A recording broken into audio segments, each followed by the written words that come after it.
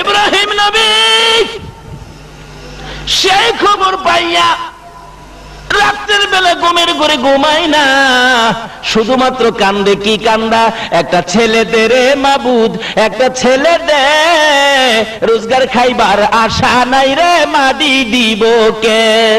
একটা ছেলে দে রে মাবুদ, একটা ছেলে দে, রোজগার খাইবার আশা নাই রে, মাটি দিব কে? আমার যে ছেলে মেয়ে নাই, আমি ইব্রাহিম মরলে আমারে মাটি দিবি কে? আমার একটা ছেলে দাও না। আল্লাহ কয়, কার লাগা যে গান গাও গো ইব্রাহিম, আমি তো বুঝছি। কপালে নড়ে চড়ে যিনি, তার জন্য বুঝি তোমার মহব্বত হয়েছে। আল্লাহু আকবার বলো। তার জন্য বুঝি তোমার ভালোবাসা হয়েছে।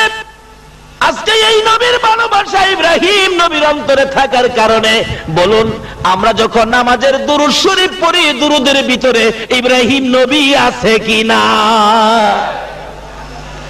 এই নবীকে ভালোবাসুন, আল্লাহকে পাবেন। এই নবীর পক্ষে যান, আল্লাহ আপনার পক্ষে আসবে। যদি আমার আল্লাহর ভালোবাসা পেতে চাও, এই নবীর ভালোবাসা দাও, আমার আল্লাহর ভালোবাসা পেয়ে যাবেন। কিভাবে? আসুন সামনে বাড়ি। বাবারা ভাইয়েরা, কষ্ট হইতাছে আপনাদের? মিলাদুন নবী বুঝতে হবে। আসুন আগে বাড়ি। আল্লাহ মিলাদ করে নবীকে সৃষ্টি করেছেন, তারপরে আস্তে আস্তে ইব্রাহিম নবীর কপাল থেকে মঞ্জুর হয়ে গেল ইসমাইল। ইসমাইলের কপালে ঈদে মিলাদুন নবী আসছে।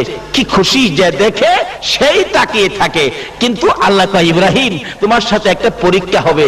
ইসমাইলের বয়স যখন 9, আল্লাহ বলেন, ইব্রাহিম তোমার কুরবানি করতে হবে। উট কুরবানি, দুম্বা কুরবানি, কত কিছু কুরবানি, কয় না তোমার প্রিয় বস্তু কুরবানি করো। এবার ইসমাইলকে তুমি কুরবানি করো। কুরবানি করতে মিনায় নিয়ে গেলে গলায় ছুরি চালাইছে, লম্বা ঘটনা। কিন্তু এই যে ছুরি দিয়া ধাক্কাইতেছে, কিন্তু গলা তো আর কাটে না। আল্লাহ কয়, এই ছুরি ইসমাইলের কপালে আমার বন্ধু, আন্তাজি ব্যবহার করিস না। এবার ইব্রাহিম জিগাই, ছুরি রে এত ধাক্কাইলাম, গলা কাটতেছ না, কারণ কি? তোমার কি পাওয়ার কমে গেছে? ছুরি কয়, এই ইব্রাহিম আমার পাওয়ার কমছে কিনা পাথরও লাগাইয়া দেখ। পাথরও লাগাইলে পাথর 2 ভাগ। পাথর কাটতে পারোস, ইসমাইলের গলা কাটোস না। আমি কিভাবে কাটবো? তুমি ধাক্কা দাও 1 বার, আর ওই মালিক নিষেধ দিছে কাটিস না 70 বার। কেন? ইসমাইলের কপালে আমার বন্ধু। আর যেই নবীর রিসালাত, যেই নবীর অংশ ইসমাইলের কপালে থাকলে ছুরি দিয়া গলা কাটা যায় না। বলুন এই নবী পক্ষে থাকলে কোনো বিপদ হইতে পারে কিনা? যেই নবীর রিসালাত থাকলে গলা কাটে না দুনিয়ার ছুরিয়ে, এই নবীর পক্ষে থাকুন, দুনিয়ার কোনো বিপদ আপনাকে ধরবে না। কবরের বিপদ ধরবে না, হাসরের বিপদ ধরবে না, মিজানের বিপদ ধরবে না, কোনো বিপদ পাবে না। আপনি নবীর পক্ষে হইয়া সরাসরি জান্নাতে যাবেন। আল্লাহু আকবার বলুন। তাই নবী আস্তে আস্তে হযরতে আদম আলাইহিস সালাতু ওয়াস সালাম থেকে শুরু করে আস্তে আস্তে আস্তে আস্তে হযরতে ঈসা আলাইহিস সালাতু ওয়াস সালাম পর্যন্ত এসে গেলেন। এই নবী আস্তে আস্তে একের পর এক মিলাদ শুরু হয়ে গেল। মিলাদ আস্তে আস্তে হযরতে খাজা আব্দুল্লাহর পেশানিতে, কপালেতে এসে গেলেন। খাজা আব্দুল্লাহর পেশানি কপাল থেকে যখন ওই নবীর মিলাদ বিদায় হয়ে মা আমেনার গর্ভে তাশরীফ নিয়েছেন। আল্লাহু আকবার বলেন। এবার মা আমেনা বলেন, আমি যখন রাহমাতাল লিল আলামিন নবীকে পেটে লইয়া রাতের বেলা ঘুমাইতে যাইতাম, আমি দেখেছি প্রত্যেক রাত্রে মিলাদের আয়োজন হয়েছে। আল্লাহু আকবার। আমি যখন রাতের বেলা ঘুমাইতে যাই, সকল নবী রাসূলগণ রাত্রে আয়েশা আমাকে ডেকে ডেকে বলতে থাকেন, আমেনা গো তোমার ভাগ্য ভালো গো আমেনা, এমন এক নবী তোমার পেটে তাশরীফ নিয়েছে যিনি হইলেন সকল নবীগণের নবী। তাহলে নবীকে নিয়ে সকল নবীগণ মিলাদ আয়োজন করে কিনা বলুন, আলোচনা করে কিনা? আমেনা বলেন, কই কি আমার পেটে সন্তান, আমি তো কোনোদিন এরকম কোনো আভাস পাই না। কারণ মহিলাদের সন্তান পেটে আসলে আপনার কি হয়, পেট বড় হয়, শরীরটা একটু ভার ভার হয়, ক্লান্ত হয়, কিন্তু আমি তো এমন কিছু অবস্থান আমি তো বুঝতেছি না। কি বলে? রাত্রে ঘুমাইলেই আয়েশা এইভাবে খবর দেয়। আমেনা বলেন, যেদিন এই শিশু নবী দুনিয়ার জমিনে তার শিব আনবে, মিলাদ শুরু হবে, নবীর পয়দাইশের ঘটনার নামটাই হলো মিলাদ। আমার নবী যেদিন দুনিয়ায় আসবে, মা আমেনা বলেন, আমি সকালবেলা মাটির কুয়া থেকে পানি আনতে রওনা হলাম। এক হাতে ছিল কলসি আর এক হাতে ছিল বালতি। আমি মাটির কুয়ার ভিতর থেকে পানি উঠাইয়া ঘরে আসবো। ওই কুয়ার পাশে যখন আমি দাঁড়াইলাম, কে দেখি সাফা পর্বত থেকে বড় বড় কণ্ঠে ডাকতেছে, জিবরাইল, জিবরাইল রে, জলদি করে যা রে জিবরাইল, আমার বন্ধুর মা আমেনা আমার বন্ধু পেটে লইয়া এত নিচ থেকে টাইনা টাইনা পানি উঠাবে, আমি আল্লাহ সইতে পারি না রে জিবরাইল, জলদি যাও আমার বন্ধুর মা আমেনা এই বালতি নিচে ছাড়ার আগে আগে নিচের পানিগুলো কুয়ার উপরে উঠাইয়া দে। নদীর পানি পর্যন্ত, কুয়ার পানি পর্যন্ত এই নবীর আগমনে নবীর মাকে সম্মান করেছে, মিলাদ পড়েছে। ওই কুয়ার পানিগুলো নিচ থেকে কুয়ার মুখের উপর উইটা গেছে। আমেনা বলেন, অন্যান্য মহিলারা যেইভাবে পুকুর থেকে কলসি বুড়াই, আমি সেইভাবে মাটির কুয়ার থেকে কলসি বুড়াইলাম। সুবহানাল্লাহ। কলসি কানকে লইয়া ঘরের দিকে যখন রওনা হলাম, এমন সময় দেখি এক জাত পাখি উইরা উইরা আসতেছিল। আমার কাছাকাছি আসার পরে পাখি সর্দার ডাকতেছে, পাখিরা রে আর সামনে বাড়িস না রে, ওই যে দেখ আমেনা রাহমাতাল লিল আলামিন বিশ্ব নবীকে পেটে লইয়া দাঁড়াইয়া রইছে পানির কলসি কানকে লইয়া। এ আমেনার উপরে দিয়া যাইস না রে পাখিরা, চরম বেয়াদবি হইয়া যাইব। মায়া আমেনা বলেন, গুনগুন শব্দ শুনে উপরে তাকাইয়া দেখি পাখিগুলো সঙ্গে সঙ্গে দুই ভাগে ভাগ হইয়া আমার দুই পাশে দিয়া উইরা যায়, আমার উপরে দিয়া উইরা যায় না। পাখিরা পর্যন্ত এই নবীর আগমনে মিলাদ পড়েছে, নবীর উম্মত হইয়া মিলাদ পড়তে রাজি না।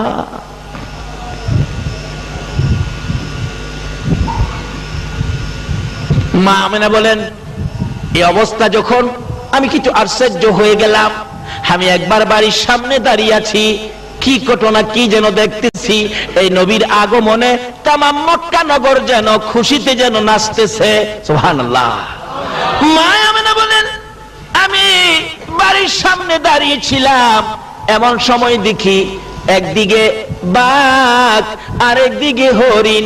অন্যদিন ভাগ হরিণ দেখলে দৌড়াইয়া ধরার জন্য যায়, হরিণ বাঘ দেখলে দৌড়াইয়া পালায়। আজকে ভাগ হরিণের দিকে তাকায়, হরিণ বাঘের দিকে তাকায়, কেউ কাউরে ভয় পায় না। একজন আরেকজনের দিকে আসতেছে, আর আনন্দের ঢেউ যেন মক্কা নগরীর মরুভূমির মধ্যে উঠতেছে। ভাগ আনন্দিত হইয়া, হরিণ আনন্দিত হইয়া একজন আরেকজনের কাছে যাইয়া রে গুনগুন গুনগুন করে নবীর আগমনের গান গাইতেছে। আল্লাহু আকবার। বাঘ হরিণ মিলে নবীর আগমনের গান গাই। মক্কা নগরী যেন মরুভূমির যেন নবীর আগমনের গান, নবীর আগমনের আনন্দ। একবারে মক্কা নগরী যেন থমথম করতেছে।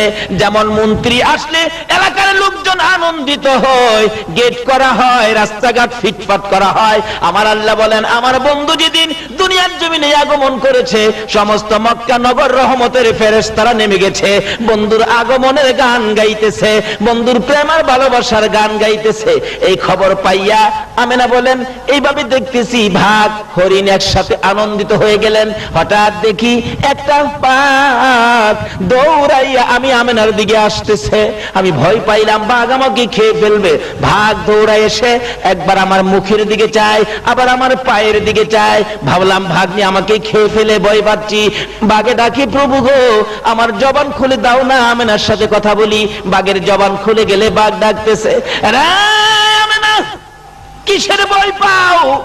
আমি তো তোমারে খাইতে আসি নাই, আমি তোমার কানে কানে একটা খবর দেওয়ার জন্য আসছি। আমেনা গো, তোমার মতো ভাগ্যবান মহিলা এই পৃথিবীর জমিনে জন্ম হয় নাই। আমেনা রে, তোমার পেটে দি রাহমাতাল লিল আলামিন। ভাগ। আমেনার দুই পায়ে সালাম করে বিদায় হয়ে গেল। বাঘ পর্যন্ত ঈদে মিলাদুন নবী পালন করে। নবীর আগমনে জঙ্গলার ভাগ খুশি, হরিণ খুশি, পশু পাখিরা খুশি, এমনকি গাছগাছরা পর্যন্ত খুশি, এমনকি মদিনার মক্কার বালুর কণাগুলি পর্যন্ত নবীর আগমনের খুশিতে আনন্দে নাচতেছিল। এমনকি খানায় কাবা পর্যন্ত নবীর আগমনের খবর পাইয়া নাচতেছিল। রাত্র আর দিনের ঈদে মিলাদুন নবী। রাত্র ডাকতেছে, প্রভু গো, তোমার বন্ধু বলে দুনিয়ার জমিনে আগমন করবে। হ্যাঁ, কোন দিন দিবেন? আল্লাহ কয় কেন? রাত্র বলে, বন্ধু তোমার দুনিয়াতে আসবে।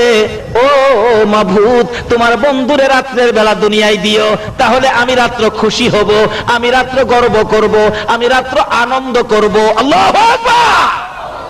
রাত্রে বলেন তোমার বন্ধুরে রাত্রের বেলা দুনিয়ায় দিলে আমি রাত্র খুশি হব, আনন্দ করব। রাত্র নবী পাইলে ঈদ করতে চাই, মিলাদুন নবী করতে চাই। নবীর উম্মত হইয়া ঈদে মিলাদুন নবী মানতে পারলাম না।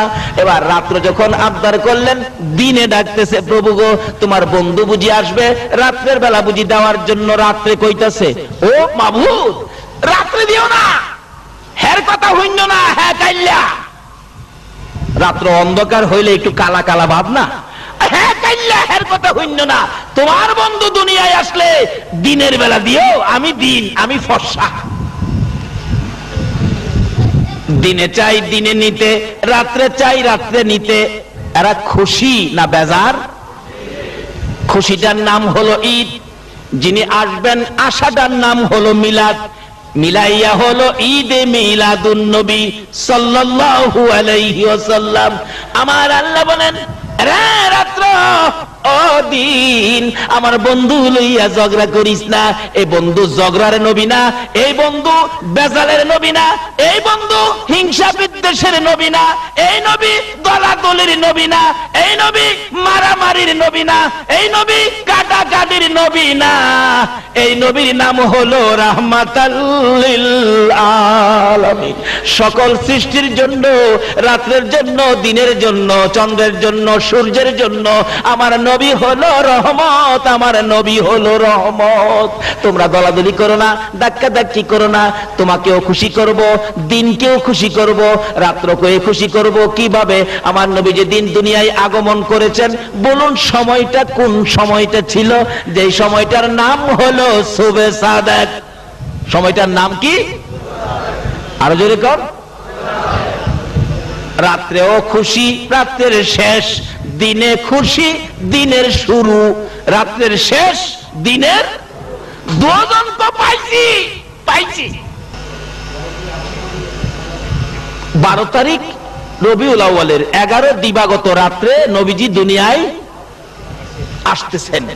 মা আমেনা বলেন, সকাল থেকেই আমি একটু টেনশনে গেলাম। কি টেনশন? এত বরকতের সন্তান, এত বরকতের নবী, যে নবীর মা হওয়ার কারণে জঙ্গলার বাঘ আমাকে সালাম করে। এই নবী যে দুনিয়াতে আসবে, আমার সন্তান যে দুনিয়াতে আসবে, আমার যে স্বামী নাই, আমার বিপদে কে আমার পাশে দাঁড়াবে? এই বলে দুইটা চোখের পানি জর্জর করে ছেড়ে দিলেন। নবীজির দাদা আব্দুল মুত্তালিব আমেনার চোখে পানি দেখে ডাকতেছে, আমেনা রে, কোন দুঃখে কোন ব্যথায় এইভাবে কান্দ জানতে চাই। শ্বশুর আব্বা গো, আমার বলে সন্তান হবে গো, আমার যে পাশে কেউ নাই, স্বামী নাই, আমি যে অসহায়, আমাকে কে দেখাশোনা করবে, কে আমার সাহায্য সহযোগিতা করবে? এবার আব্দুল মুত্তালিব বলেন, আমেনা রে, চিন্তা করিস না, এখন থেকে আমার উম্মে আইমান দাসীকে আমার কাজ করতে হবে না, আমার দাসী উম্মে আইমানকে তোমার খেদমতে দিয়ে দিলাম। আবুল আহাবের দাসী সুয়াইবাকে ডেকে আনলেন, এরে সুয়াইবা, তুমি আর আবুল আহাবের কাজ করতে হবে না, আমার বৌমা আমেনার খেদমতে তোমরা চলে যাও। রে উম্মে আইমান, তুমি আমার আমেনার পাশে পাশে থাকবি। ও সুয়াইবা, তুমি বাহিরের দিকে থাকবি, আমার বৌমার কি হয় না হয় আমি আব্দুল মুত্তালিবের কাছে খবর পৌঁছাবি। আল্লাহু আকবার। আব্দুল মুত্তালিব বলেন, যেদিন 11 তারিখ দিবাগত রাত্রে আমি সন্ধ্যার পরে যাইয়া খানায়ে কাবার দরজার পাশে বসে বসে কাঁদতেছিলাম, ও খানায়ে কাবার মালিক, আমার বৌমা আমেনার সন্তানাদি হবে, কি জানি কি হয়, তুমি কিন্তু আমার বৌমা অসহায়, সাহায্য কইরো, কারণ তার স্বামী নাই, আব্দুল্লাহ দুনিয়ায় নাই, তাকে বিপদ দিও না, সাহায্য কইরো। এইভাবে কাঁদতেছিল। মা আমেনা বলেন, আমি যখন রাত্রে ঘুমিয়ে গেলাম, গভীর রাত্রে দেখে আকাশ থেকে রহমতের ফেরেশতারা সারিবদ্ধ হইয়া জমিনে নামতেছে। 2টা লাইন করেছে, লাইন করে ওই রহমতের ফেরেশতারা দুনিয়ায় নামতেছে, জশ্নে জুলুস করতেছে। একদল ফেরেশতার হাতে ছিল সাদা পতাকা, আর একদল ফেরেশতার হাতে ছিল সবুজ পতাকা। আল্লাহু আকবার। রহমতের ফেরেশতারা ঈদে মিলাদুন নবী পালন করতে যাইয়া 2 দল ফেরেশতা সারিবদ্ধভাবে আকাশ থেকে নামতেছে। একদল ফেরেশতার হাতে ছিল সাদা পতাকা, আরেক দলের হাতে ছিল সবুজ পতাকা। মা আমেনা বলেন, আমি দেখি এইভাবে ফেরেশতাগুলো বলো আনন্দের সহিত নবীর আগমনের অনুষ্ঠান করার জন্য আকাশ থেকে কোটি কোটি ফেরেশতাগণ নামতেছে। এমনকি আমার ঘরের চারপাশে আইসারে আনন্দের মিছিল করতেছে, আর ঘুরতেছে, আর ডাকতেছে, তোরা আয় দেখা যা রে, আজকে রাহমাতাল লিল আলামিন দুনিয়ার জমিনে আসবে। বলুন, মন্ত্রী যদি আপনাদের এই গ্রামে আসে, সরকারের পুলিশ বিডিআর বাহিনী আসবে কিনা? আমার আল্লাহ বলেন, দুনিয়ার সাধারণ মন্ত্রী যদি কোনোখানে যায়, সরকার পুলিশ বিডিআর মোতায়েন করা হয়। আমার বন্ধু কুল কায়নাত যার উসিলায় বানাইলাম রে, আমার বন্ধু যখন মক্কা নগরীতে আগমন করবে, আমি আল্লাহ আমার পুলিশ বিডিআর বাহিনী আমার বন্ধুর সম্মান জানানোর জন্য মক্কা নগরীতে আমি আল্লাহ পাঠাইয়া দিলাম। অসংখ্য অগণিত ফেরেশতারা নেমে গেছে। সমস্ত পৃথিবী প্যান্ডেল করে মক্কা নগর স্টেজ। মক্কা নগর, প্রশ্ন করবেন, হুজুর মক্কা নগর স্টেজ করলো কেন? তার কারণ হলো, এই নবী হলেন রাহমাতাল লিল আলামিন। এই নবী আসলে তার উপায় হবে শান্তির ফাইসালা হবে বিদায়। বাস্তবে দেখবেন, আপনাদের শিক্ষামন্ত্রীকে দাওয়াত করছেন আপনাদের স্কুল এবং কলেজ মাদ্রাসা দেখানোর জন্য। বলুন তো, মন্ত্রীরে যে আনতেছেন, কোন রাস্তাটা দিয়ে আনবেন? যে রাস্তাটা একটু ভাঙ্গা টাঙ্গা, ঠিক কিনা? কেন? এই ভাঙ্গা রাস্তাটা দেখলে মন্ত্রী বলবে, কি ব্যাপার, আপনাদের এলাকায় কি এমপি নাই? রাস্তাগুলি এরকম কেন? রাস্তা মেরামত করার একটা রাস্তা কি হবে? স্টেজ করবে এমন এক জায়গায় যেখানে স্কুলটা ভাঙ্গা, কোনাটা দেখা যায়, বারিন্দা নাই, দেখা যায়, এমন একটা জায়গায় দেখবেন স্টেজ করছে। মন্ত্রী বৈশাই বলবেন, কি ব্যাপার, এটা স্কুল? হ্যাঁ। এই কি ব্যাপার, একটা স্কুল শিক্ষা প্রতিষ্ঠান, শিক্ষা জাতির মেরুদণ্ড, এই অবস্থায় থাকলো, তখন মন্ত্রী কি বলবে? না না না, এইটাকে আগে কিছু করতে হবে, আপনারা কাগজ দেন। আমার আল্লাহ বলেন, মক্কা নগরে কিছু হয় না, শুধু মরুভূমি। ধান হয় না, পাট হয় না, আলু হয় না, বাদাম হয় না, কাঁঠাল হয় না, আম হয় না, লেচু হয় না। আল্লাহ কয়, তাই মক্কা নগরে আমার বন্ধুর আগমনের স্টেজ বানাইলাম। বন্ধু গেলেই বন্ধুর আগমনের বরকতে এই মক্কা নগর ধন্য হয়ে যাবে। জোরে জোরে কান সুবহান। শুধু মক্কা নগর নয়, এই নবীর ভালোবাসার হাত যারা বাড়াবে, তাদের জীবন ধন্য হইয়া যাইবে। আব্দুল মুত্তালিব বলেন, রাত্র যখন গভীর হয়ে গেল, 2টা 2:30 বাইজা গেল, 3টার কাছাকাছি, এমন সময় দেখি আকাশে বিকট শব্দ হয়েছে। তাকাইলাম আকাশের দিকে, তাকাইয়া দেখি আকাশের দরজাটা খুলে গেছে। আকাশের দিকে তাকাইয়া দেখি কে যেন ডেকে ডেকে বলতেছেন, আজকে এমন আনন্দের দিন রে, আজকে এমন মজার দিন, ভালোবাসার দিন, আজকে তামাম পৃথিবী যার উসিলায় সৃষ্টি ওই রাহমাতাল লিল আলামিন নবী আজকে আমেনার ঘরে তাশরিফ নিতে যাচ্ছে। আব্দুল মুত্তালিব বলেন, আমি তো তাকাই রইলাম, আমেনার ঘরে যাবে, আমিনার ঘরে যাবে রাহমাতাল লিল আলামিন, আমিনার ঘরে যাবে। আমিনা তো আমার বৌমা, কি ঘটনা ঘটতে যাচ্ছে দেখি। এমন সময় বলতেছেন আব্দুল মুত্তালিব বলেন, আমি তাকাইয়া দেখি ওই দরজাটা দিয়ে 3 থেকে 4 জন মহিলা আসতেছে, জান্নাতি সুন্দর শাড়ি পরে পরে আসতেছে, জান্নাতি সুন্দর শাড়ি পরে। ওই 3 থেকে 4 জন মহিলা, আসিয়া, মারিয়াম, হযরতে হাওয়া এবং রাহিমা, 4 জন ফেরেশতা, 4 জন মহিলা জান্নাত থেকে সুন্দর শাড়ি পরে আনন্দের সহিত নূরের বাতি হাতে লইয়া রাস্তা দিয়ে আসতেছে। আমি জানতে চাই, নতুন শাড়ি নতুন কাপড় আমরা কোন দিন ব্যবহার করি? আরো জোরে কর। যারা গরিব, টাকা পয়সা নাই, ঈদের দিন বাচ্চা কাচ্চার জন্য কোন জিনিস ক্ষতি করে হলেও নতুন কাপড়ের ব্যবস্থা করে কিনা বলুন তো? মানুষকে বলবো কি, আমার ঘটনা, ছোটকালে আমার বাবা ঈদের দিন আমাদের জামা কাপড়ের ব্যবস্থা করার টাকা পয়সা মিল করতে পারতেছে না। অবশেষে দেখলাম একটা পিতলের কলসি ছিল, কলসিটা বিক্রি করে ঈদের নতুন জামা কাপড় বাবা নিয়ে আসলেন। আমরা যখন ছোট, তাহলে নতুন জামা কাপড়টা হাওলাত করেও, কোন জিনিস ক্ষতি করেও এটা কোন দিন ব্যবহার করা হয়? জোরে কোন কোন দিন? আমার আল্লাহ বলেন, আসিয়া, মারিয়াম, হাওয়ারে, আজকে জান্নাত থেকে সুন্দর নতুন শাড়ি পরো। তাহলে কি বুঝাইলো আল্লাহ? নবীর আগমনের দিনটা কিসের দিন বলুন? বলুন কিসের দিন? আমার আল্লাহ যদি জান্নাতি মহিলা আসিয়া মারিয়ামকে নতুন কাপড় পরে আনন্দ ঈদ করার নির্দেশ দিতে পারে, তাহলে ঈদে মিলাদুন নবী আছে কি না বলুন? জান্নাত থেকে নতুন সুন্দর শাড়ি পরে আসিয়া, মারিয়াম, রাহিমা, হাওয়া ওই দরজা দিয়ে বাহির হয়ে আসতেছিল। আব্দুল মুত্তালিব আকাশের দিকে তাকে অবাক হয়ে আছেন। তোমরা কারা গো, কই যাইবা গো? শোনা যায় আকাশে আনন্দের ঢেউ খেলতেছে আর ডাকতেছে, চলো আমিনার ঘরে যাই, আজকে মুহাম্মাদুর রাসূলুল্লাহ তার শিব আনতেছে। আব্দুল মুত্তালিব আকাশের মধ্যে এই অবস্থা দেখে একটা দৌড় মেরে আমিনার ঘরের দরজায় গিয়ে দাঁড়ায়া ডাকতেছে, উম্মে আইমান রে, আমার নাতি কই রে, দে আমার এতিম নাতি আমার কোলে উঠাইয়া দে। উম্মে আইমান ঘরের ভিতর থেকে বলতেছেন, ও আব্দুল মুত্তালিব, আপনার নাতি হবে না নাতিন হবে আপনি জানেন কিভাবে? আপনি বলতেছেন আমার নাতি আমার কোলে দে, আপনার তো এখনো নাতি নাত্তর হয় নাই, কি হবে আমরা তো বলতে পারতেছি না।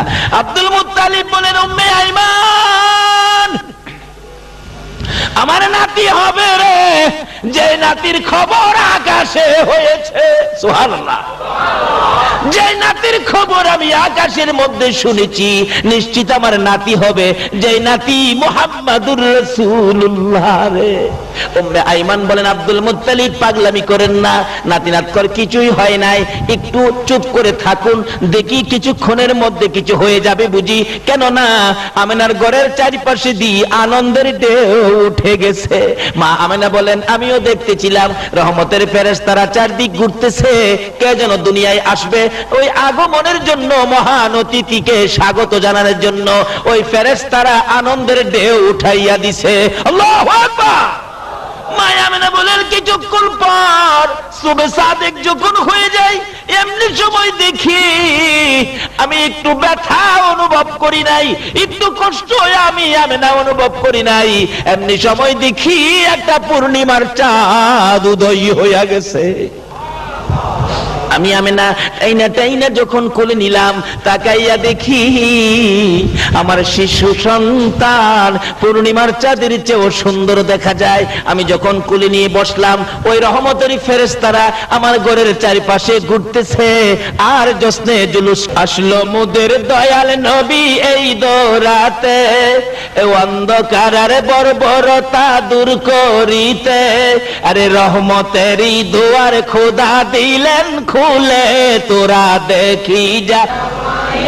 মা আমিনা বলেন, শুধু এইখানে ওয়াজ করলে 2 দিনের দরকার, কি যে ঘটনা এখানে ঘটছে। তাহলে নবীজি এই অবস্থায় এইভাবে নবীজি দুনিয়ায় আগমন করেছি কিনা বলুন তো? এই আগমনের সময়টার আলোচনাটার নাম হলো মিলাদ। এই নবীকে পায়া খুশি হওয়ার নাম হলো ঈদ, দুইটায় মিলায়া হলো ঈদে মিলাদ। ঈদে মিলাদুন নবীর অনুষ্ঠান যারা করেছেন, কে আজকে সেই মিলাদুন নবীর আয়োজন করেছো? হযরত আবু বকর সিদ্দিক রাদিয়াল্লাহু তাআলা আনহু বলেন, যদি ঈদে মিলাদুন নবী, নবীর আগমনের অনুষ্ঠান আনন্দের সহিত কেউ যদি 1 দিরহাম পরিমাণ টাকা খরচ করে ঈদে মিলাদুন নবীর অনুষ্ঠান করে, আমি আবু বকর তাকে না লইয়া বেহেশতে যাব না। আচ্ছা, আবু বকরের কথাটা কি মিথ্যা হবে? বলবেন হুজুর, আবু বকর বেহেশতে যাইব কি না এটা কি আবু বকর জানে? কিন্তু আবু বকর না জানলেও আমার আল্লাহ জানে। জানে কিনা বলেন? আমার আল্লাহ বলেন, বন্ধু গো, তোমার আবু বকর কই? তোমার আবু বকর কই? ও বন্ধু শুনে রাখো, তোমার আবু বকর যতক্ষণ পর্যন্ত বেহেশতের ভিতরে পাও না দিবে, ততক্ষণ পর্যন্ত কাউরে আমি বেহেশতে যাইতে দিব না। আবু বকরকে আমার আল্লাহ এত ভালোবাসেন কেন? বলুন, আবু বকরকে আমার আল্লাহ এত ভালোবাসেন কেন? আবু বকরের মধ্যে আমার নবীর ভালোবাসা ছিল, কি বলেন, ঠিক কিনা? আমার নবী আবু বকর আমার এই নবীকে কত ভালোবাসতো গো। আবু বকরের জীবনী আলোচনা করলে এক রাতের দরকার, সংক্ষেপ আলোচনা। মা আয়েশা সিদ্দিকা রাদিয়াল্লাহু তাআলা আনহা একদিন প্রশ্ন করেছেন, ইয়া রাসূলুল্লাহ, আকাশে এত তারা দেখা যায়, এত তারা আকাশে, এই তারা পরিমাণ নেকি কি কোনো মানুষের আছে? আচ্ছা, পৃথিবীর কোন বিজ্ঞান আকাশে কত তারা আছে এই গণনা কি করছে? আপনারা কি খবর কেউ পাইছেন? আকাশে কত তারা আছে কোন বিজ্ঞান এই খবর দিতে পারছে? কিন্তু মা আয়েশা তো প্রশ্ন করে ফেললেন। আসলে অনেক সময় মহিলারা আসলে অনেক সময় এমন উদ্ভুত প্রশ্ন করে বসে। আমাদের এলাকার ঘটনা, এক বেচারা নৌকা চালায়, তখন তো ইঞ্জিল ছিল না, হাতে যাইতো বায়া, পালে চলতো, গুনে টানতো, এরকম চলতো। ওই মহাজন বলতেছেন, মুনি পাইতেছি না, নৌকা চালামু কি দিয়া? বাড়ি অল্নি মহিলা কইতেছে, তোমার যে কারবার, নৌকা ফালে যাইব, গুনে আইব, মুনি মানুর কাম কি? ফালে যাইব, গুনে আইব। ওই পুরুষ লোকটা বলতেছে, আরে ব্যাককলের ব্যাককল, ফালে যাইব তো বাতাস বাও থাকলে ফালে যাইব, যদি আমি যাম দক্ষিণে, যদি বাতাস থাকে দক্ষিণের, এ উল্টা বাতাস কি ফালে যাইব? মহিলাও তখন কয়, আমরা মেয়ে মানুষ, আমরা কি এত কিছু জানি? তবে হারা হঠাৎ দেখবেন উদ্ভুত প্রশ্ন করে বসে, পেছ লাগে গেলেই আমরা কি এত কিছু জানি?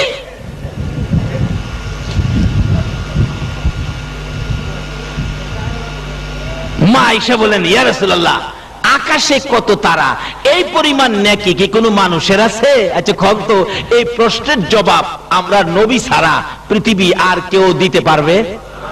কিন্তু যে নবীর কাছে প্রশ্ন করছে, এই নবী আকাশে কত তারা আছে বলার ক্ষমতা আছে কিনা? আকাশে কত তারা আছে কেউ জানে না, কিন্তু আমার নবী জানে না। কয় কি জানে না? সঙ্গে সঙ্গে বললেন, আয়েশা শোনো, আকাশের তারা বরাবর নেকি আছে হযরত ওমরের। তাহলে বুঝা গেল ওমরের নেকির খবরও নবী জানে। কোন কি ওমরের এত নেকি? মা আয়েশা বলেন, ইয়া রাসূলুল্লাহ, আমি ভাবছিলাম কি আমার আব্বা আবু বকরের নেকি নি এই কিসিমের হয়। এবার আমার নবী বলেন, আয়েশা রে, ওমরের নেকির খবর দিলাম, শোনো তোমার আব্বার নেকির খবর। মা আয়েশা ভাবতেছেন, আব্বার নেকি কি ওমরের চেনি আবার কম হয়ে যায়? আয়েশা, সমস্ত পৃথিবীর আমার উম্মতের নেকি যদি আকাশের তারা বরাবর ওমরের মতো হয়, সমস্ত পৃথিবীর উম্মতের নেকি যদি ওমরের মতো আকাশের তারা বরাবর হয়, আর সমস্ত পৃথিবীর উম্মতের নেকি যদি এক পাল্লায় তুলে দেওয়া হয়, তোমার বাবা আবু বকরের একটা রাতের নেকি যদি আরেক পাল্লায় তুলে দেওয়া হয়, তোমার বাবার এক রাতের নেকির সাথে ওজনে কোলাবে না। মা আয়েশা সিদ্দিকা বলুন এখন খুশি না বেজার? মা আয়েশা বলেন ইয়া রাসূলুল্লাহ এই রাত্রগুলি কোনটা আমার বাবার এত নেকি পাইলো, ওই রাত্রগুলি কোনটা জানিয়ে দেন। আমার নবী দুইটা চোখের পানি জর্জর করে ছেড়ে দিলেন। আয়েশা রে, যেদিন আমি মক্কাবাসীর যন্ত্রণায়, মক্কাবাসীর নির্যাতনে মক্কা থেকে হিজরত করে মদিনায় যাব রে আয়েশা, আমি তোর বাবা আবু বকরের কানে কানে 6 মাস আগে বলেছিলাম আবু বকর মক্কায় থাকতে পারবো না, মন কয় হিজরত করতে হবে মদিনায়, কিন্তু সঙ্গী হবে তুমি আবু বকর। রে আয়েশা, ওই দিন থেকে 6 মাস পর তোমার বাবা আবু বকরের ঘরের দরজায় গভীর রাত্রে যাইয়া আওয়াজ দিয়ে ডাক দিয়েছিলাম আবু বকর, সঙ্গে সঙ্গে জবাব দিলেন লাব্বাইকা ইয়া রাসূলুল্লাহ, আপনার গোলাম হাজির।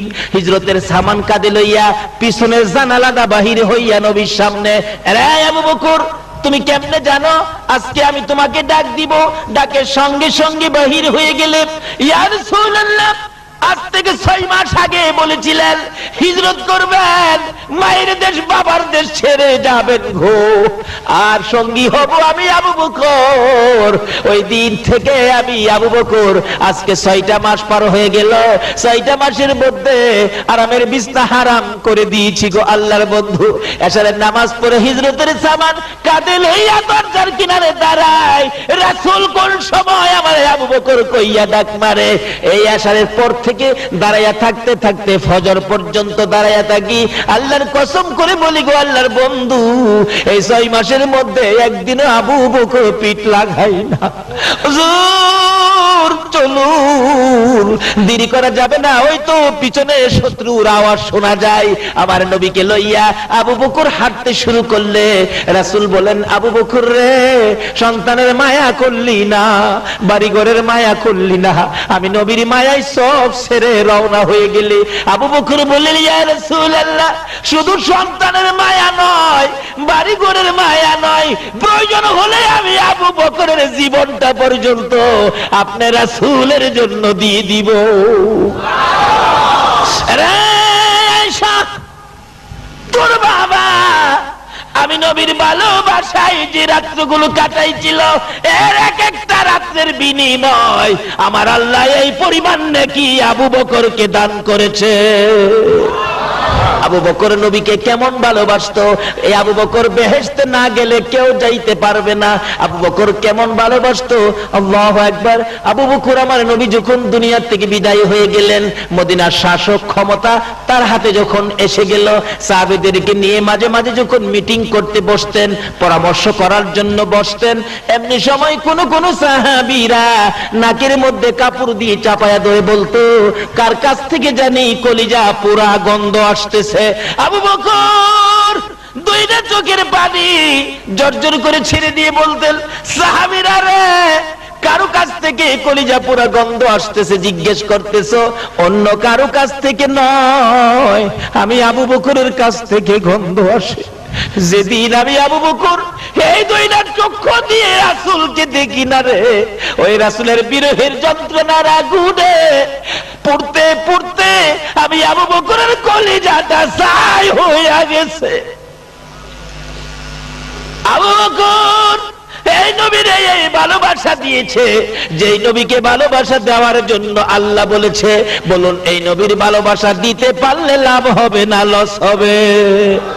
আবু বকর যেদিন দুনিয়া থেকে বিদায় হয়ে যাবেন, সঙ্গীদেরকে বলতেছেন, ও সঙ্গীরা, আমি যে নবীকে ভালোবাসতাম, নবীর জন্য যে আমি পাগল ছিলাম, আমার ভালোবাসায় নবী খুশি হয়েছে কিনা, নবী আমার পক্ষে আসছে কিনা, আমার আল্লাহ আমাকে ভালোবাসছে কিনা, আল্লাহ আমার পক্ষে আসছে কিনা, তোমরা প্রমাণ করে দিও। কিভাবে প্রমাণ করব?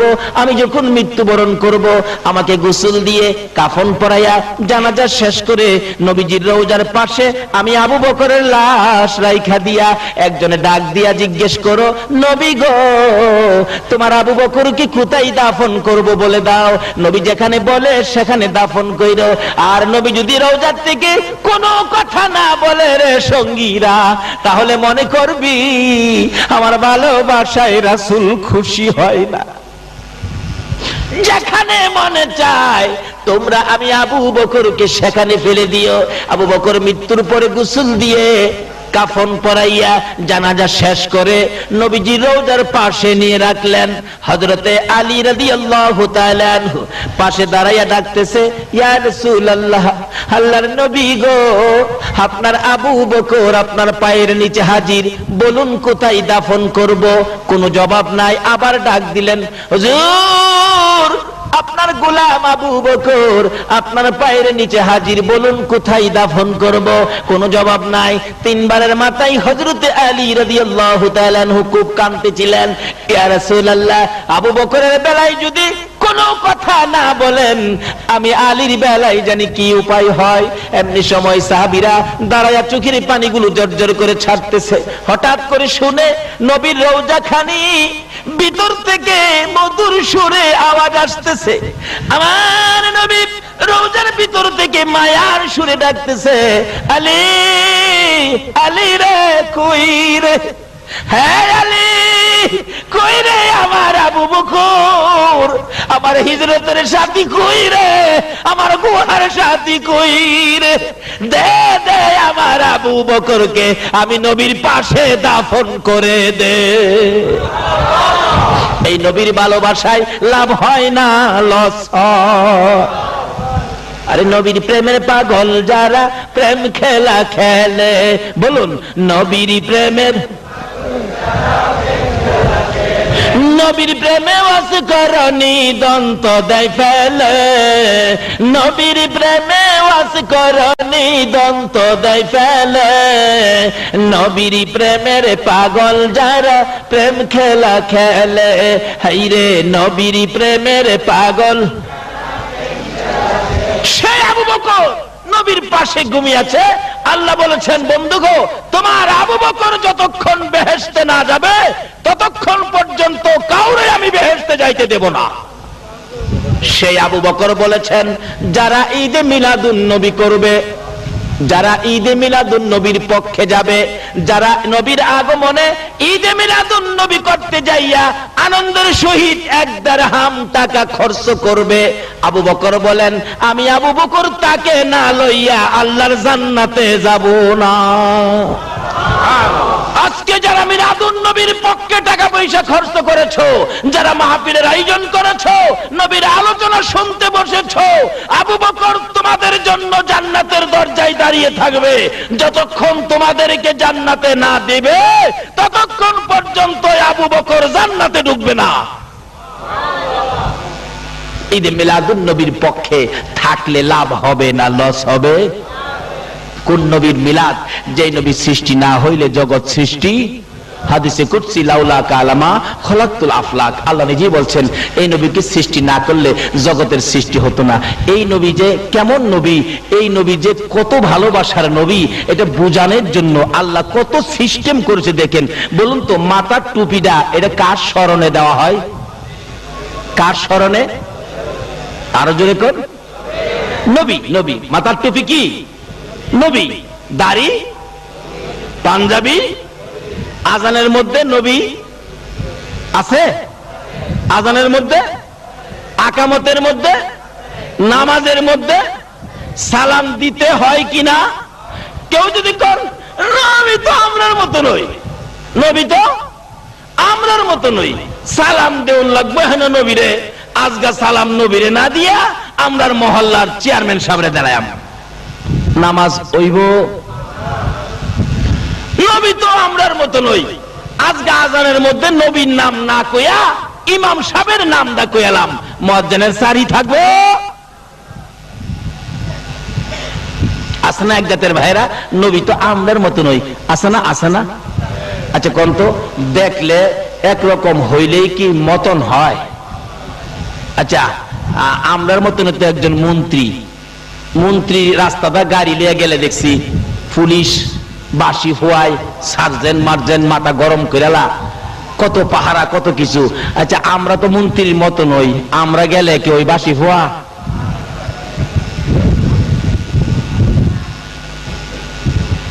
আমার নবী পায়খানা মুবারক আদায় করে আসলে মা আয়েশা সিদ্দিকা গেল দেখার জন্য নবীর, আল্লাহর নবীর পায়খানা মুবারকের রংটা জানি কি মন একটু দেখায়।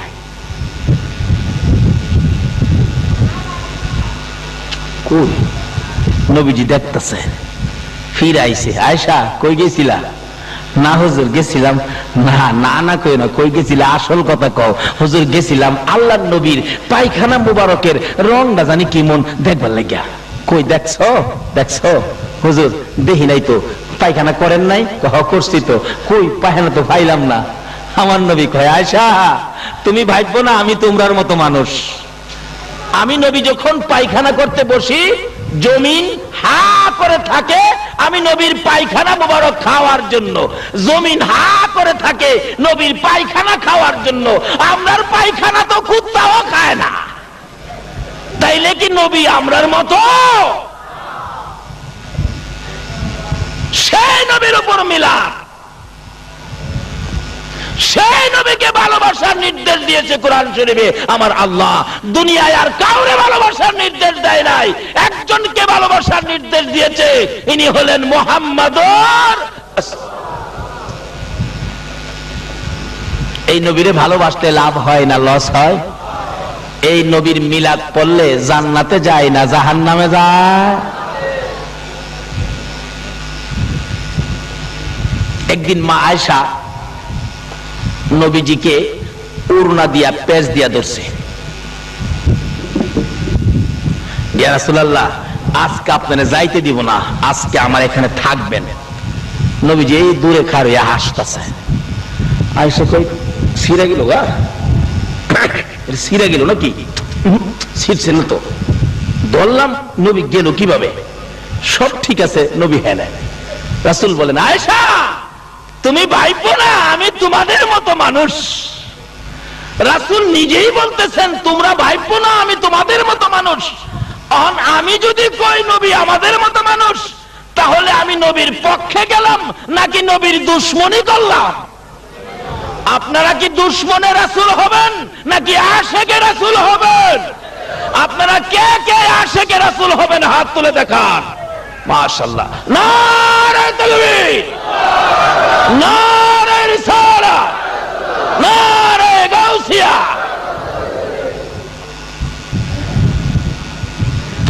বাবারা আসুন, আমি শেষ পর্যায়ে চলে আসলাম। এই নবীকে চিনানোর জন্য আল্লাহ যে কত সিস্টেম করেছেন, এই নবীর মিলাদ বোঝানোর জন্য আমার আল্লাহ নিজে ফেরেশতাদেরকে নিয়ে বলুন দুরুদ সালাম আল্লাহ আমার নবীর উপর প্রেরণ করতেছে কিনা। এই নবীর ইজ্জত সম্মান, এই নবীর চিনানোর জন্য বোঝানোর জন্য আরো কত সিস্টেম করেছেন। টুপি নবী, দাড়ি নবী, পাঞ্জাবি নবী, আজানের মধ্যে নবী, আকামতের মধ্যে নবী, নামাজের মধ্যে নবী। আচ্ছা বলুন তো, 5 ওয়াক্ত নামাজ উত্তম ইবাদত, এর মধ্যে প্রথম ওয়াক্তটা কোনটা? প্রথম ওয়াক্ত ফজরের নামাজ কয় রাকাত? আরো জোরে? 4 রাকাত নামাজ কিভাবে পড়তে হয় বলুন তো? 2 রাকাত সুন্নত, 2 রাকাত ফরজ। আমি যদি বলি না না না সুন্নত 2 রাকাত পরে, ফরজ 2 রাকাত আগে, কারণ ফরজের তো পাওয়ার বেশি, ফরজ পরে নিবেন কেন, ফরজ আগে পড়বেন। বলুন তো এরকম যদি কথা বইলা ইমামতি করতে আসি, আমারে কি আপনারা ইমামতি করতে দেবেন? সিস্টেম হলো 2 রাকাত সুন্নত, 2 রাকাত ফরজ। এখন বলুন সুন্নত আগে না ফরজ আগে? আচ্ছা 4 রাকাত নামাজের মধ্যে সিস্টেম করলেন 2 রাকাত 2 রাকাত, এরপরও 2 রাকাত সুন্নত আগে দিলেন। সুন্নতটা কার স্মরণে পড়া হয়? আরো জোরে কর। তাহলে আল্লাহকে স্মরণ করার আগে কাকে স্মরণ করার নির্দেশ দিলেন? আল্লাহ বুঝাইতে চায় এই নবী যদি না হইতো নামাজ, এই নবী যদি না হইতো মসজিদ মাদ্রাসা, এই নবী যদি না হইতো খানায়ে কাবা পর্যন্ত,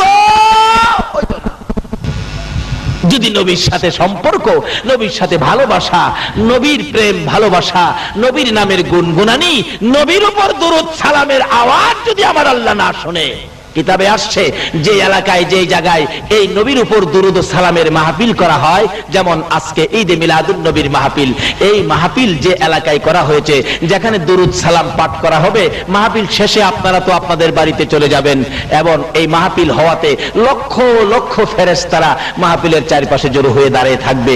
মাহফিল শেষে ফেরেশতারাও বাড়িতে যাইতে চাইলে আমার আল্লাহ বলবেন, ফেরেশতারা ওই মানুষগুলি বাড়িতে যাক, তোমরা যাইও না, তোমরা কই যাইবা, তোমরা এখানে থাকো। খোদা গো, মাহফিল তো শেষ, মাহফিল শেষ হইলেও আমার হাবিবের উপর যে জায়গাটার মধ্যে দুরুদ সালাম পাঠ করা হয়েছে, এই জায়গাটার ইজ্জত বাইরা গেছে। তোমরা এই জায়গাটারে আমার হাবিবের উপর দুরুদ সালামের কারণে এই জায়গাটারে তোমরা 40 দিন পর্যন্ত জিয়ারত করতে থাকো। তাহলে এই নবীকে চিনা, এই নবীর উপর মিলাদ, দুরুদ ও সালাম পাঠ করা, নবীর পক্ষে থাকা, নবীকে ভালোবাসা দেওয়া আমাদের দরকার আছে কি না? বাবারা, যেই আলোচনাগুলো করলাম, আল্লাহ যেন আমাকে সহ আপনাদের সকলকে বুঝে শুনে আমল করার তৌফিক দেন। আজকের মাহফিল আল্লাহ যেন কবুল করে নেন। যারা মাহফিলের আয়োজন করেছেন, আল্লাহ যেন তাদেরকে এই পরিশ্রমের টাকা খরচ করে এই মাহফিল আয়োজনের উসিলায় আবু বকরের সিদ্দিকের সঙ্গী করে যেন জান্নাতি বানিয়ে দেন। সকলে বলুন আমিন। আর আজকে যারা নবীর ভালোবাসায় এত রাত পর্যন্ত কষ্ট করেছেন, আল্লাহ যেন আপনাদের সকলকে নবীর গোদারায় উঠাইয়া ফুলসিরাতের ফুল পার করে দেন। সকলে বলুন আমিন। আসুন দোয়া করি। আল্লাহুম্মা আমিন। রব্বানা যালামনা আনফুসানা ওয়া ইল্লাম তাগফির লানা ওয়া তারহামনা লানাকুনান্না মিনাল খাসিরিন। রব্বিরহামহুমা কামা রাব্বায়ানি সাগীরা। রব্বুল আলামিন জান্নাতের বাগানে বসে জান্নাতি মেহমান লইয়া আমি গুনাহগার তোমার শাহী দরবারে হাত বাড়াইছি। মওত রাত্র 2:45 বাজে গেছে, তোমার বান্দারা কেউ তো বাড়িতে গেল না। জানি না রে কার মনে কি ব্যথা লইয়া হাত বাড়াইছে, কার মনে জানি কি দুঃখ গো, তুমি ছাড়া তো আর কেউ জানে না। মাবুদ, একটা কথাই আমি জানি, জীবনে যা গুনাহ করেছি সকল গুনাহগুলো লইয়া তোমার কাছে হাত বাড়াইছি। মাবুদ, এত পাপ করেছি তোমার কাছে হাত বাড়াইতে লজ্জা লাগে গো আল্লাহ। আজকে সাহস পেয়েছি তোমার ওলি গাউসে পাকের দোহায়, গাউসে পাকের ফাতিহা ইয়াজদাহমের উপলক্ষে তোমার কাছে হাত বাড়াইতে সাহস পেয়েছি। আর একটা সাহস পেয়েছি, তুমি যার প্রেমে সব বানাইছো, যার উপর দুরুদ ও সালাম প্রেরণ করতেছো, ওই নবীর উপর দুরুদ ও সালাম মদিনা পাঠাইছি গো আল্লাহ। মাবুদ, আমাদের দুরুদ ও সালাম গুলো পাখির মতো উড়াইয়া উড়াইয়া দয়ার নবী মায়ার নবীর রওজা তাহারে পৌঁছাইয়া দাও। মাবুদ, ফাতিহা ইয়াজদাহম উপলক্ষে এই মাহফিল উসিলা করে, মিলাদুন নবী উপলক্ষে এই মাহফিল উসিলা করে, দুরুদ ও সালাম উসিলা করে আমরা যারা হাত বাড়াইছি, জানি না জীবনে আর কতদিন হাত বাড়াইতে পারবো। জানি না কবে জানি এই দুইটা হাত সাদা কাফনের ভিতরে ঢুইকা যায়, কবে জানি এই দুইটা হাত পচে গলে মাটির সাথে মিশা যাই গো আল্লাহ। ওই দিন আসার আগে আমরা যারা হাত বাড়াইছি, এই মাহফিলের উসিলায় আমাদের তামাম জিন্দেগির গুনাহগুলো ক্ষমা করে দাও গো আল্লাহ। মাবুদ, ক্ষমা চাইলাম জীবনের গুনাহ, ক্ষমা যদি না করো কবে জানি মৌতের চিঠি দিয়ে আজরাইল পাঠাইয়া দাও, কবে জানি বড় বাড়ি বড় ঘর সুন্দর বিছানার থেকে 4 জনে ধরে ধরে টাইনা টাইনা বাহির করবে, উঠানের কিনারে পর্দা টানাবে, নাকে কানে তুলা লাগাবে, বড়ি পাতার গরম পানির গোসল করাবে। আদরের বাবার জামা কাপড় গুলো শোকেসের মধ্যে সাজাইয়া রাখবে। সন্তানেরা বাবার জামা বুকে লইয়া বাবা বাবা কইয়া কাঁদবে। ওই দিন আসার আগে আমরা যারা হাত বাড়াইছি, এই মাহফিলের উসিলায় আমাদের সবাইকে তুমি মাফ করে দাও।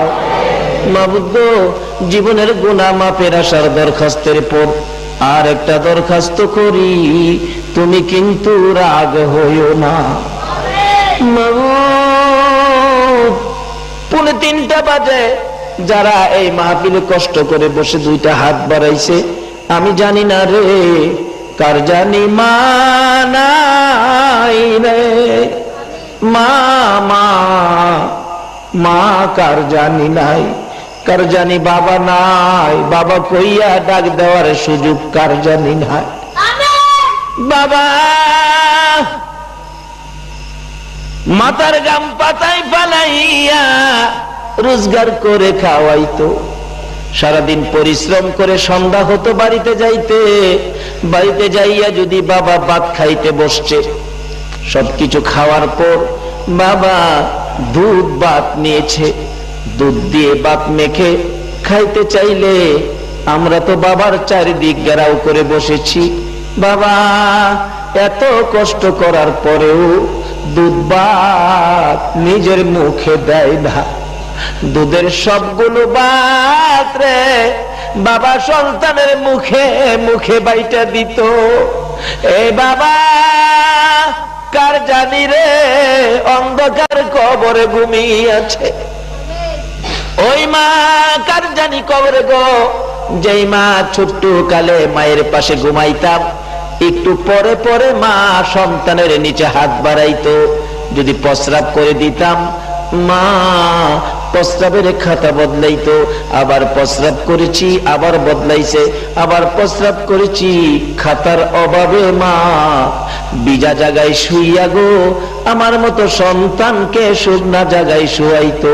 ওই জায়গায় যখন প্রস্রাব করেছি মা খাতার অভাবে নিজে বিজা জায়গায় শুইয়া তোমার আমার মতো সন্তান মা টাইনা টাইনা বুকে রাখতো রে। হে মা বাবা কার জানি কবরে গো আল্লাহ, এই মুহূর্তে ওই সকল মা বাবার কবর গুলো জান্নাতের বাগান বানাইয়া দাও। মাবুদ, মা বাবা যার দুনিয়াতে আছে হায়াত বাড়িয়ে দাও, মা বাবা কেমন জিনিস বুঝার তৌফিক ছেলে মেয়েদেরকে দান করে দাও। ইয়া আল্লাহ, দাদা দাদি নানা নানি শ্বশুর শাশুড়ি আলিয়া ওলাদ বংশধর মই মুরব্বী পাড়া প্রতিবেশী খানদানবাসী মহব্বতী, খাস করে এই এলাকার জমিনের নিচে এই চান্দগাঁও জমিনের নিচে যত মোমেন মোমেনাত ঘুমিয়ে আছে, এই মাহফিলের উসিলায় সকলের কবর তুমি জান্নাতের বাগান বানাইয়া দাও। মাবুদ রে, যেই সোনার ছেলেরা এত বড় মাহফিলের আয়োজন করেছে রে আল্লাহ, দিনের পর দিন পরিশ্রম করেছে, প্যান্ডেলের কাজ যখন শুরু হয়ে গেছে যুবকগুলো প্যান্ডেল কিভাবে সুন্দর হবে আইসা কাঁচা কাচি দাঁড়াইয়া দাঁড়াইয়া দেখতো।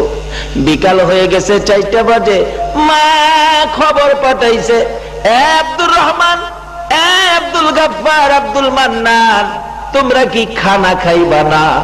এই যুবকেরা বাড়ির খবর পাঠাইতো, মা মাহফিলের প্যান্ডেলের কাজ শেষ হয় নাই গো মা রে। মাবুদ, এত পরিশ্রমের জান্নাতের বাগান যুবকদের আয়োজিত মাহফিল আজকে দি বিদায় হইয়া যায়।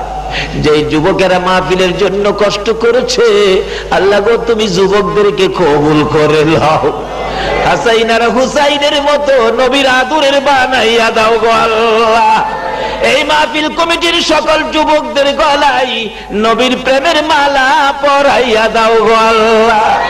তাদের বংশধর মই মুরব্বী যারা কবরে গো মাহফিলের উসিলায় সকলকে তুমি মাফ করে দাও। ইয়া আল্লাহ এই মাহফিলে যারা সাহায্য সহযোগিতা করেছে, বুদ্ধি পরামর্শ দিয়েছে, দূর দূরান্ত থেকে মাহফিলে শরীক হয়েছে, মাওলানা সকলকে তুমি কবুল করো, সকলের মনের আশা পুরা করে দাও গো আল্লাহ।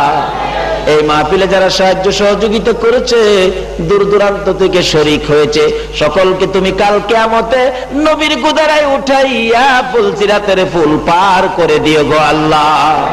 এ মাবুদ, এই মাহফিলে যে আশায় হাত বাড়াইছে সকলের মনের আশা পুরা করো। আমাদের মধ্যে যারা বিমার শেফা করে দাও গো আল্লাহ। ইয়া আল্লাহ কাশেম সহ এখানে কাগজে 3-4টা নাম দিয়েছে, মাবুদ গো ওই নামের ব্যক্তিদেরকে সহ ইয়া আল্লাহ সবাইকে তুমি মাফ করো। ইয়া আল্লাহ যত বিমারি আছে বিমারিকে শেফা করে দাও গো আল্লাহ। হসপিটালে যাইতে হবে এমন রোগ কাউকে দিও না গো আল্লাহ। হসপিটালে যাওয়ার রোগ যদি কারো থাকে, এ মাহফিলের উসিলাই গাউসে পাকের ফাতিহা ইয়াজদাহুমের উসিলাই, তোমার নবী দয়ার নবী মায়ার নবীর মিলাদের উসিলাই ইয়া আল্লাহ ওই হসপিটালে যাওয়ার রোগগুলি তুমি মাফ করে দাও গো আল্লাহ। আমাদের মধ্যে যারা অভাবী অভাব দূর করে দাও, আমাদের মধ্যে যারা অশান্তিতে আছে শান্তি দান করে দাও, আমাদের মধ্যে যারা নামাজি নামাজ কবুল করে লও, যারা নামাজ পড়ে না নামাজের বুঝ দান করে দাও, বেনামাজি বানাইয়া সাদা কাফন গায়ে লাগাইও না গো আল্লাহ। যারা মদিনা যাওয়ার পাগল, পাখির মতো উড়াইয়া মদিনা লইয়া যাও গো আল্লাহ। সোনার মদিনার দয়ার নবীর রওজা না জিয়ারত করাইয়া এই মাহফিলের কাউকে তুমি সাদা কাফন গায়ে লাগাইও না। ইয়া আল্লাহ যারা ব্যবসা করে ব্যবসায় বরকত দাও, যারা চাকরি করে পদোন্নতি দান করে দাও, যারা গৃহস্থী করে জমির ফসলে বরকত দাও, যারা বিদেশ থাকে গো সহি সালামতে রাখো গো আল্লাহ। যারা বিদেশ যাবে মনের আশা পুরা করে দাও, যারা লেখাপড়া করে লেখাপড়ায় বরকত দাও, যারা পরীক্ষা দিয়েছে দিবে কামিয়াবি দান করে দাও। মাবু যাদের ছেলে নাই ছেলে দাও, যাদের মেয়ে নাই মেয়ে দাও, যাদের ছেলেও নাই মেয়েও নাই ছেলে মেয়ে দিয়ে কলিজা ঠান্ডা করে দাও গো আল্লাহ। ইয়া আল্লাহ যাদের রুজি রোজগারের ব্যবস্থা নাই রুজি রোজগারের ব্যবস্থা করে দাও। মাবুদ রে শেষ দরখাস্ত, মাহফিল শেষে যারা যেখানে যাবে সহি সালামতে পৌঁছাইয়া দিও গো আল্লাহ। হ্যাঁ মাবুদ আজকের মাহফিল তোমার কুদরতি হাতে আমানত করে গেলাম, এই মাহফিল টুকুন কিয়ামত পর্যন্ত তুমি কায়েম রাখো গো আল্লাহ।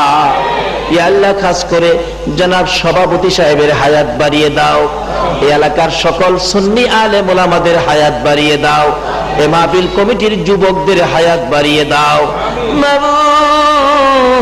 এত রাত পর্যন্ত যারা কষ্ট করেছে সকলকে তুমি নেক হায়াত বাড়াইয়া দাও।